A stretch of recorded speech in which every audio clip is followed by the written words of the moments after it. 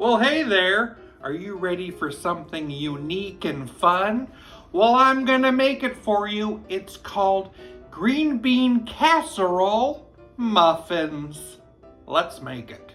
Begin with a bowl and 2 cans of green beans, 1 can of cream of mushroom soup, a splash of milk, a splash of Worcestershire, a cup of French fried onions, and a cup of sharp cheddar cheese. Mix that together. I need to pop open some jumbo biscuits. I flattened them a bit, and I'm going to form little cups and place them right into the tray. I'm going to put a scoop of that green bean in each cup.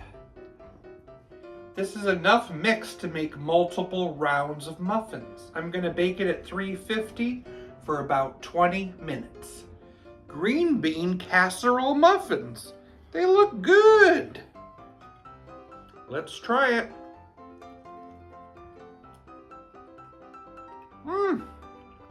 It's good and easy. Thanks for watching. I lost my job at the bank after only working there 1 day. Someone had asked me to check their balance, so I pushed them over.